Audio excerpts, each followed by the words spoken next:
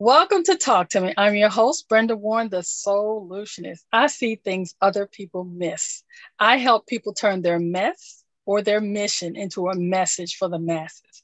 And today's message is coming from a phenomenal woman who runs the Side by Side Solutions.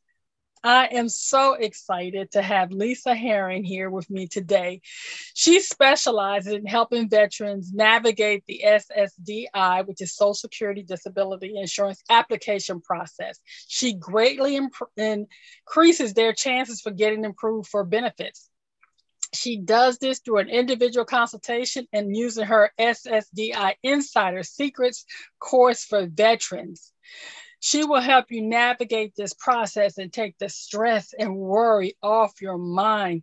She's worked with veterans and they have described her as a wealth of information, passionate, caring, and a gem of a person. She has a son who is a Marine Corps veteran. Both her grandfather, and three of her uncles served as well. So she's a veteran family member, and I'm excited to have her share what she does with our community, because as veterans, we need all the help we can get to make sure that we get everything we deserve. Lisa has many resources and insights for veterans, like how to find camaraderie and a mission again, resources that can help with PTSD, TBI, and more. After her consultation, veterans feel more informed, at ease, respected, valued, and confident in continuing with the SSDI process. I hope you will take the time to open up your ears, listen up, and don't forget to pass the word that there is help and there is someone with experience. She is a former Social Security Administration specialist that had to leave her job after she became disabled herself. So guys, she understands what we are going through. She didn't lose her passion for helping others after she left. What she did do is pick up the mantle to fight the war against veterans not getting what they deserve. So I am happy, thrilled, and excited to welcome Lisa Heiring to the show. Lisa, welcome to Talk to Me. How you doing today? Thank you so much, Brenda. You know, we made that connection on Clubhouse. I appreciate you, and we've just had a really nice connection. So thank you for having me on your show.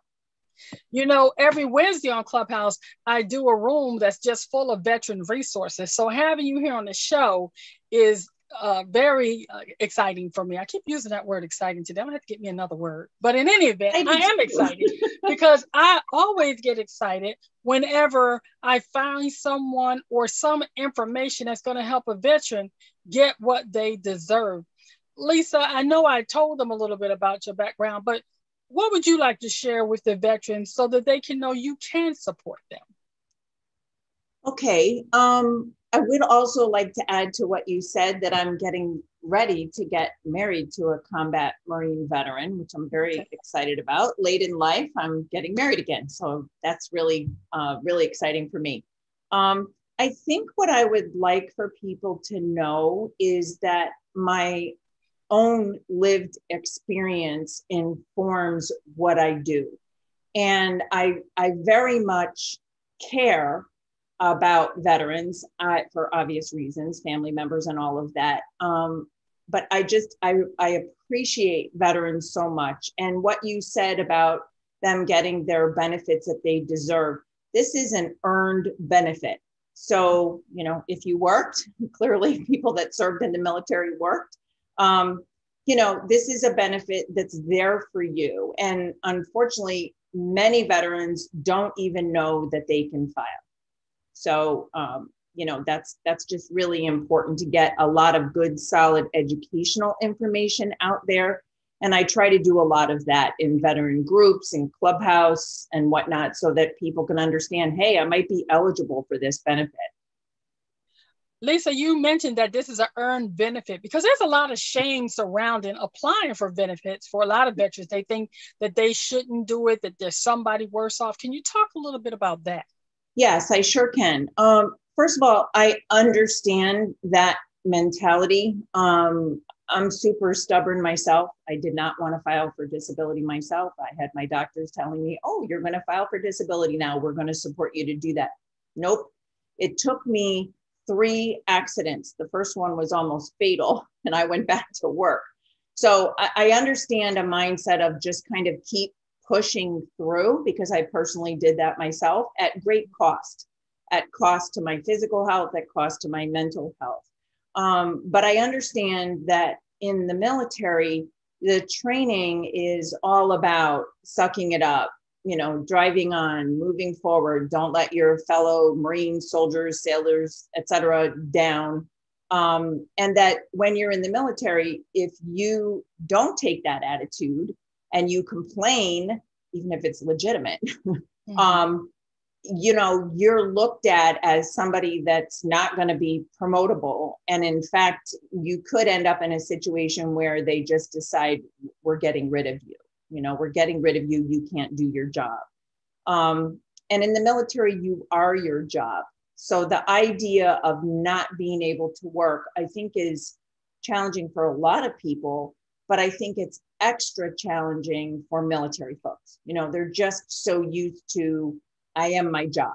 And so if I'm not working, what am I? Who am I? It becomes an identity crisis of sorts. So I think that's certainly part of the challenge, but it is an earned benefit. So when you pay your FICA taxes, your Social Security taxes, that money ultimately, if you're not disabled, goes towards your retirement benefits. But if you become disabled, that money is available to you as disability benefits. And in fact, disability benefits pay at a higher rate than when most people take their retirement. So you can file for retirement at 62, as early as 62. That's a reduced benefit.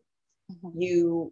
If you were your full retirement age, that's a full benefit. Well, disability is basically paid at that full retirement rate. So it's more money.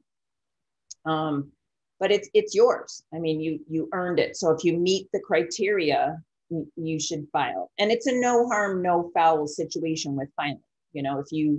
If you file, change your mind, go back to work, and then decide you're going to file again, nobody at Social Security is like, what's with this person? They're just like, okay, great. We'll help you file your claim.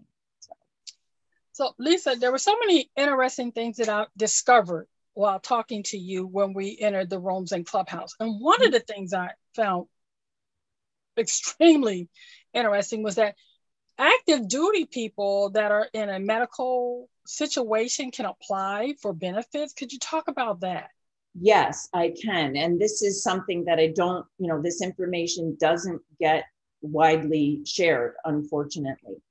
Let me just say the basic definition for, everybody else mm-hmm. of Social Security disability is that you have to be in a situation where you have a condition or conditions that are severe enough and limiting enough that you're facing being out of work entirely for a minimum of a year, or in a lot of cases, maybe you already have been, or your work is just severely limited because of your conditions. And there's a dollar amount attached to that, which changes every year. It goes up a little bit every year. So just to give people an idea, in 2021, this year, that dollar amount is $1,310 a month, gross wages. So if you are able to earn that, you're by definition not disabled, even if you're missing a leg.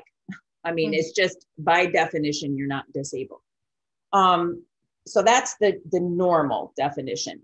But when it comes to active duty, Social Security recognizes, and this could be true in another type of situation as well, but it's just really clear for active duty folks.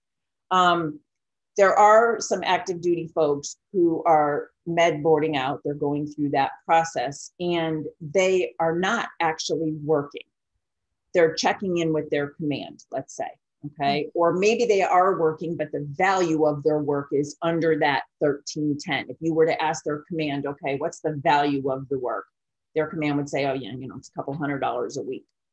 So if someone is in that situation, regardless of how much money they're actually making, because they're of course continuing to get paid by the military, they can file for Social Security disability because they're not engaging in substantial work. And Social Security recognizes that. Now, I personally love to get a hold of these people because what often happens is people in that situation, once they're med boarded out, you know, they go home, they sit at home, they get depressed. My life is over. I can't work. Here I am in this scenario.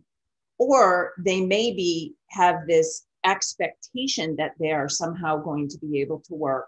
And so they try, and then they fail. And then they try, and then they fail. And then they try, and then they fail. And in both of those scenarios, this person is getting into more of a money pit in their lives, and more of a mental pit as well, because it's depressing and anxiety producing to be in that situation. So I would rather get someone who's active duty while they're still being paid by the military, get that process started, and hopefully have a decision by the time they get out, if not before then. So at least they're moving into a scenario where they have those benefits. You know, it's not the same as working, it's not as much money, but it's something for them. And then they don't go through that try, fail. And I always tell the veterans that I work with, hey, you might not realize this, but people on Social Security disability, many of them do get financially stable, get their health stabilized, and go back to work. And Social Security, this is one of the things they do right, in my opinion. They have a very fair and reasonable process for people on disability who want to try to work their way back into work. You know, can I sustain this or not? I'm actually in that process right now. So I'm on Social Security disability. I'm towards the end of that process.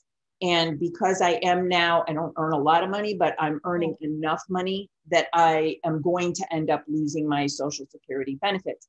I'm okay with that because I can support myself with work. And, you know, it's always better if you can work, right? Mm-hmm.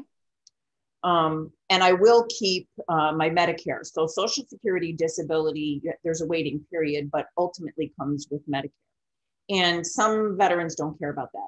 You know, they're getting all of their treatment at the VA, but I have had veterans who most definitely care about that. And if you do go back to work, you get to keep your Medicare for a fairly extended years, okay, extended period of time. So you at least have that health insurance cushion too. So maybe you have VA stuff, but you want to get treated outside the VA. It's not part of community care. You know, you'll get 80% of your stuff paid for with Medicare. So there's that as well. And that's why I really want people to look into your course, because these are some of the things that you just tell us that you decided to share, but your course really goes deep and into detail on what's available and kind of is a hand-holding process that allows veterans to navigate this system that's not necessarily veteran friendly. No, it's not friendly to anybody, actually. Yeah, no, it's not. And it is particularly challenging. And this sounds crazy, but it's particularly challenging for those veterans that fall into a couple of categories that will mean that they get automatic, it's automatic, you don't have a choice, automatic expedited claim processing. Now, when we hear expedited, it sounds like, oh, yay, I'm going to the front of the line. They're treating me special, right? Isn't this great? In my opinion, if you get approved and you get a fast decision, that's wonderful, right? Mm-hmm. But many of these claims get denied. There's reasons for that. There's ways to, and when I say get around, I'm not implying anything illegal or unethical. I just mean there's ways to navigate through the areas where the system breaks down. Many of these claims get denied because there is a much more limited amount of time for evidence to get into the file, and a really small amount of time for the individual that needs to assess all of this evidence and make a decision for them to look at it. And guess who has the most evidence? These people, right? Right. So that this expedited claim thing is super problematic, and it's very important It's important for everybody, but it's especially important for veterans that fall into those two categories and are going to get expedited, to really have everything set before they file. And actually filing is the easy part. So filing a claim is pretty simple and straightforward. It's what you have to do after that. And unfortunately, Social Security is not going to tell you, and nobody else is going to tell you. I'll tell you, but right. You know, there's a whole strategy, there's a whole process to it, and it's not just, hey, go online, file your claim.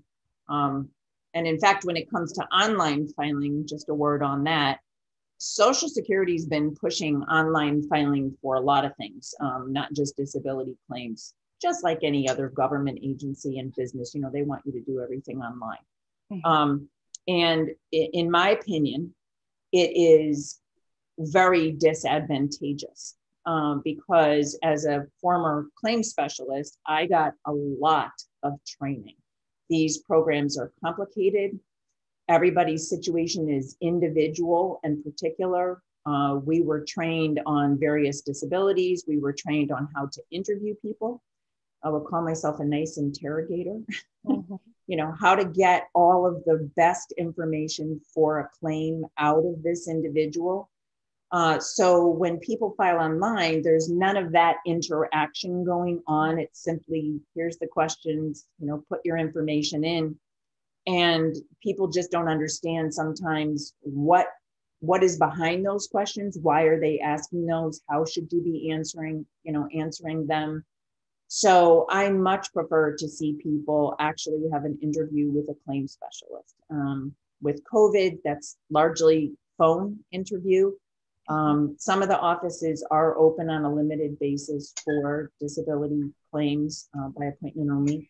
And if you can get into an office, as much as that's not something most people want to do, that's actually the best, because as a claims specialist, we were required to make observations about disabled people. You know, did they come into the office with any kind of assistive device, whether that's service dog, back brace, wheelchair, you know, any of those kinds of things. We had to note that. And you can't see that online. No, none of that happens. Can't see that. None of that happens. It doesn't even happen on the phone. You know, right. It's a shame that that we're in this situation with COVID, because I think it's just made it a lot harder. But we had to look at, we had to note if anybody had difficulty with anything. Did this person have trouble walking, sitting, standing, seeing, hearing, remembering things, I remember taking notes because I'm very familiar with PTSD. I actually have PTSD myself, nothing military related. I know what that looks like symptom-wise, generally speaking. So if I was interviewing a veteran and I saw that the veteran had to sit in his or her seat a certain way because they needed to see, right. everybody else in the room. Situational awareness is important with PTSD. Absolutely. Absolutely. So, I would note these kinds of things, lack of eye contact, things like that. So we would make all those kinds of notes because we were kind of the eyes and ears for the people making the decision. So unfortunately, that's largely been lost, at least for now.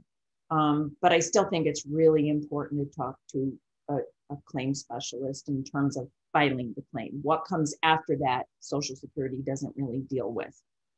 So for someone that maybe could not get in touch with someone like you, they would need to basically paint a visual picture in their online application. But you can avoid all of that by simply contacting Lisa, who's going to coach you through the entire process. And I will tell you, when Lisa comes on Clubhouse on Wednesdays and helps us in our classroom, she is a wealth of information and has been so generous to help people through. But I can tell you from the people that have contacted her, they tell me that Lisa is thorough, that she is patient, that she will help you through the process. And I want to talk to you about that a little bit, because I understand that there's those people say, well, you don't have to get a code because all this information is free. But let me tell you, Lisa, this I know for sure, as someone that tried to apply, 6 years it's not as easy as people are thinking. So I wish I had a Lisa when it was time for me to apply, which would have saved me a lot of hassle, a lot of stress and frustration. I want to talk about why it was important for you to build community for the veterans that you support. I think that, all of us human beings, with maybe a few exceptions, do better in community. I'm all about shared learning, shared resources, supporting one another. I know as an individual that went through losing my job due to disability and dealing with disabilities on a daily basis, that and I think it's true for any human being, but I think it's especially true when you are in a group of people that maybe tends to be unseen or unappreciated for some reason. It's very important to me that the veterans that I work with feel seen, feel heard. A lot of them have experienced having to fight the VA.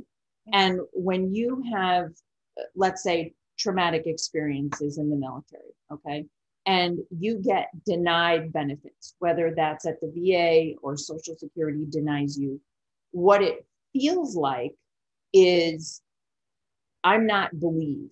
These things, they're basically coming back and saying to me, these things didn't happen to you. You're not suffering.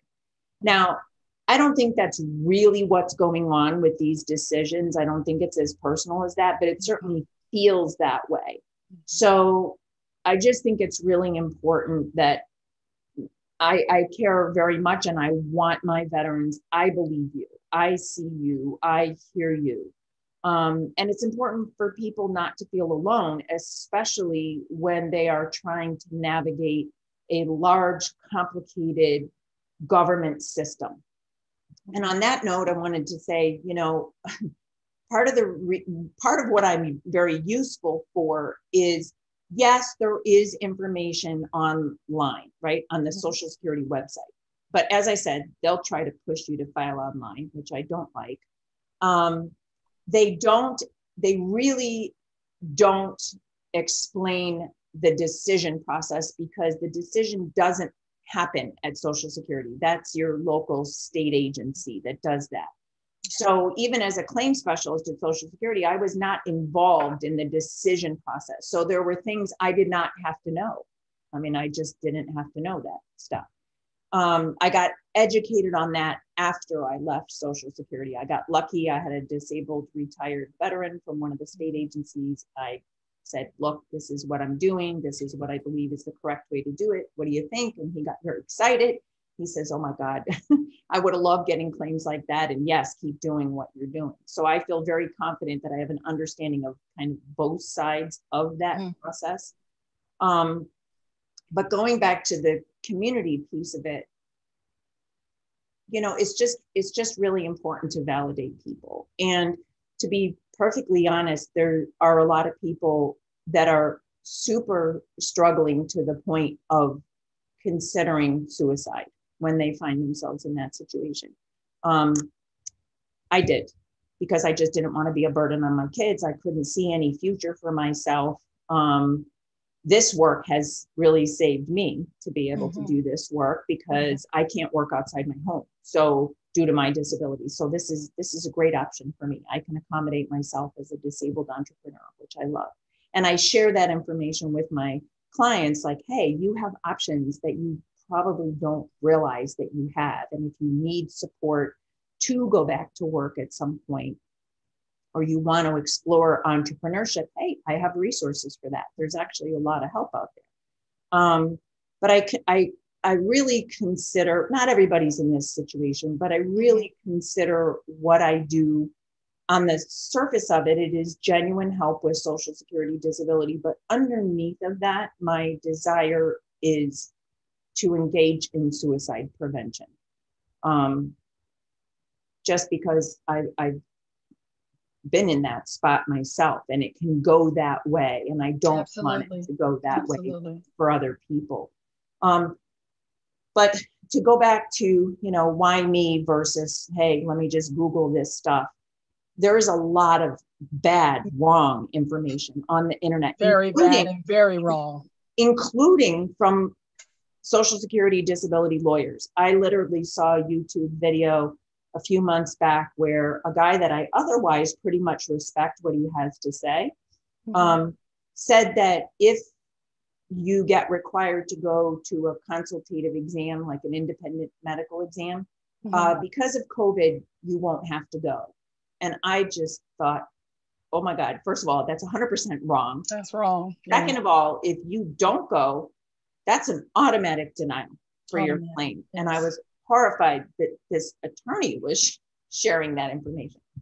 And I don't mean I know everything or I'm right about everything, but one of the other things that I absolutely love to do is I never like to see a government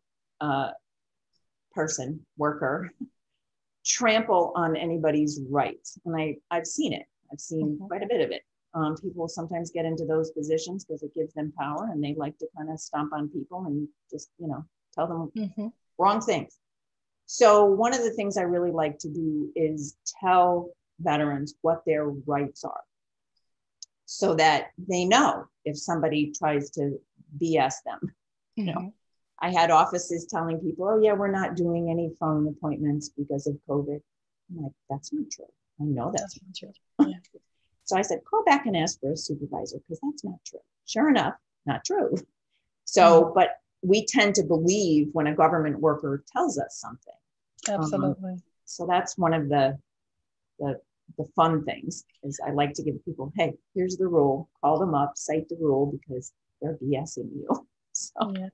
Lisa, does a person that comes to you, do they already have to have a VA rating of 10%, 20%, 50%, 100%, or with no rating at all, can they come and get your support?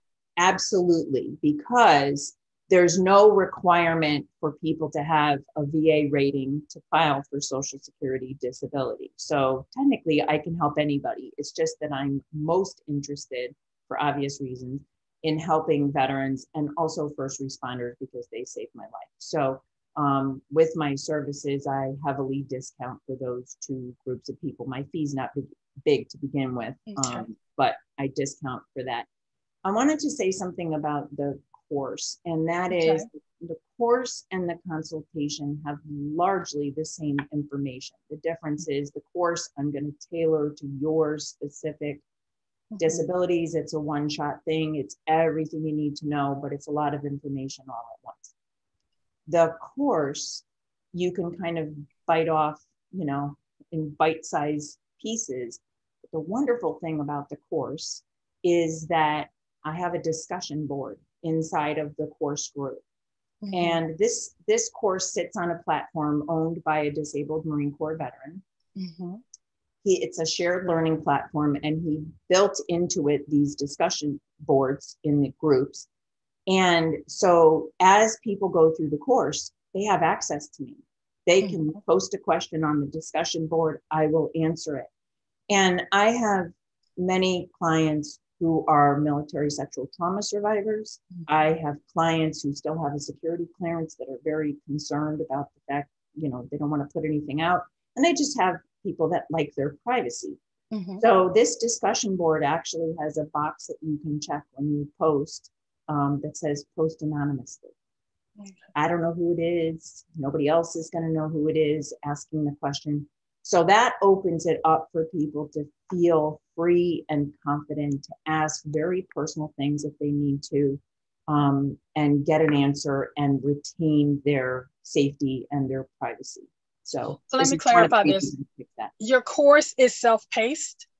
It is, yeah.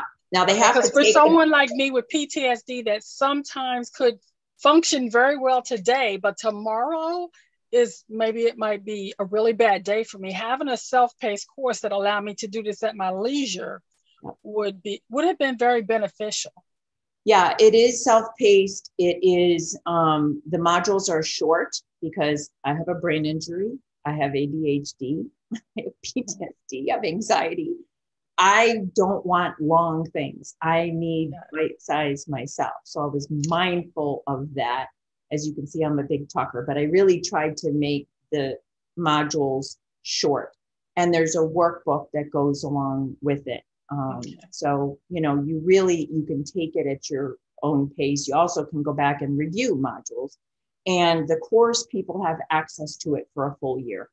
And there's appeal information in it too. So, you know, if you needed to go back through, you have it. You've got the appeal information, the basic appeal information. So the options are, if someone was in need of your service to navigate the SSDI system, which is Social Security Disability Insurance, then you would simply either get your course, or they could also hire you for one-on-one consultations as well, which Correct. would then means, instead of them, if they weren't comfortable because of a brain injury or something, or just their attention span, like me, they could have the one-on-one, and you could talk them through what they needed to do. That's available. One-on-one is a one-time deal. It's not that I wouldn't you know, do additional things if needed, but it's very complete. Some people love that. They want that very personal, you know, attention. I take my time with it. Normally takes me about an hour and a half of a lot of talking to go through everything. I follow up with a big fat email with all the things.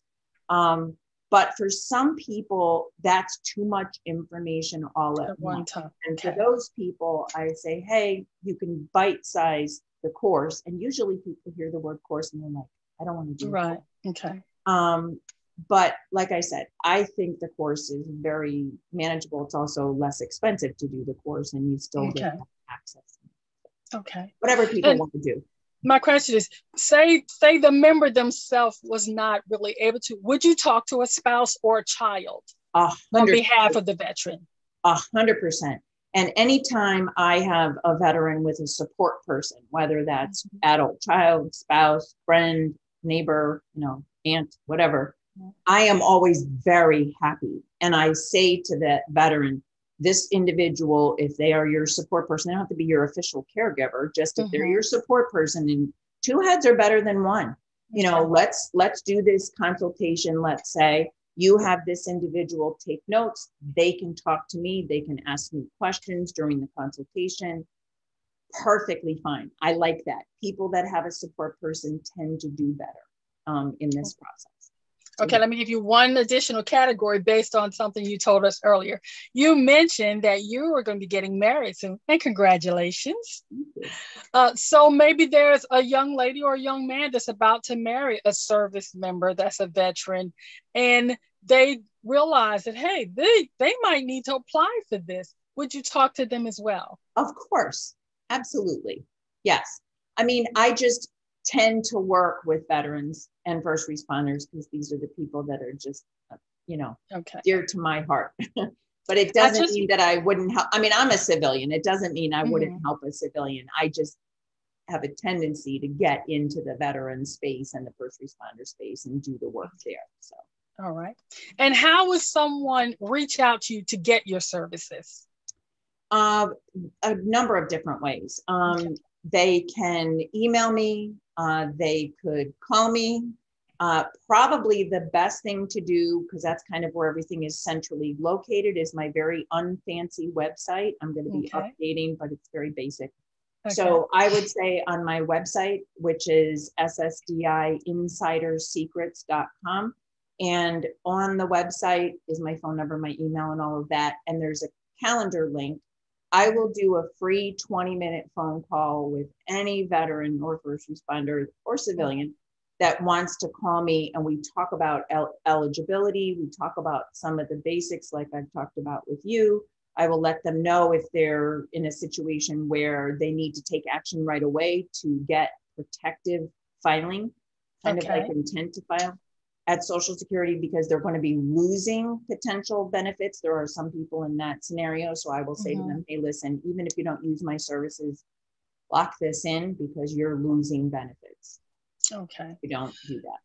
Lisa, with all that you're doing on Clubhouse, on Facebook, on the social medias, and talking to people for free at 20-minute increments, how is this helping you live your best life now? I don't know that I'd be here if I wasn't doing this work. So I started my business in 2019, but I retired in 2014. And so I just did it for free until I turned it into a small business. And really, that is what saved me, because it helps me to feel useful. It stretches my brain. You know, it keeps me connected with the people that I care about the most. And all of that is, I always say to my veterans, you know, I actually think I get more out of this than you do. You might feel like you get a heck of a lot, but I get a lot. I get a lot. I just get to appreciate them individually, and it makes for a good life. I have a very good life. Despite my struggles, I'm immensely grateful. Lisa, it's been a pleasure talking to you about what you do. And what I want to ask my audience is to think about this. If you're ready to tap in to your SSDI benefits, I want you to change your mindset about your disability and realize that this is an earned benefit. Then I want you to announce to the world that I'm about to go get mine. And then I want you to get some accountability from a caregiver, a family member, or a friend of me for that matter. But just get some accountability. That means you're going to take action and get connected with Lisa. Then I want you to prepare yourself by getting your medical records, your information, your letters from friends, family, and clergy, so that you'd be ready to have a real conversation with Lisa about what you want to do going forward regarding your benefits. Then I want you to imagine what your life would be like when you had that financial pressure off your back, so that you could live your best life now. And then I want you to nurture that dream, because Lisa is here to make sure you get the benefits you've already earned. Lisa, if you'll stand by while we take the time to thank a veteran. If you look above my head, everybody, there is a website, www.nevcc.org/projects. That's where you can go to thank a veteran. You see, if you go to that website, you're going to find a little thing called the Basket Brigade. And at the Basket Brigade, you will find 12 writing prompts, which will allow you to do a thank you to a veteran. You can write a sentence, you can write a word, write a paragraph, write a whole story, whatever it takes. You can write one in 1 month or all 12 months if you desire. And if you do that, Lisa Deshawn, the executive director of the New England's Veterans Chamber of Commerce, and her staff will compile all those thank yous and grateful gratitudes at the end of the year and put them in an illustrated book that they will then place into a basket full of goodies that will be delivered to some very lucky veterans on January 1st, 2022. So if you've ever wanted to thank a veteran and it won't cost you a dime, just a little bit of your time, go to www.nevcc.org/projects and thank a veteran. It's never too late to say, I can't even get my words out. It's never too late to say thank you. Lisa, do you have any closing thoughts for the audience before we end this today? I just want to thank you for your service and what you do in really putting resources out there for your fellow veterans. You know, people like you stepping up to do that is really what the veteran community needs. And I appreciate you. And I appreciate you very much for having me on the show. Thank you, Lisa. Remember, if you want to hear more from Lisa or more from me or the other Lisa, Lisa Deshawn, the executive director of the New England Veterans Chamber of Commerce, we make ourselves available most Wednesdays from 7 p.m. to 8 p.m., 1 hour, one shot, one kill. Y'all know what that means. We're going to have a resource for you. We want you to bring a resource, and then we want you to pass the word that resources are available. Come on to Clubhouse from 7 p.m. to 8 p.m. Eastern and get a resource. We want to share the wealth with you. It doesn't cost you a dime to show up there. But when that is over with, I want you to connect with Lisa, because I'm telling you, navigating the benefits that we need to help our families be safe and healthy and cared for is important to every veteran. And I hope you'll take the time to connect with Lisa. With that thought, I want to remind you, the choices you make today will be the reality you live tomorrow. Choose wisely, be left. Don't be left, be blessed. Thanks, Lisa. Thank you so much, Brenda. I'm having one of those days, y'all.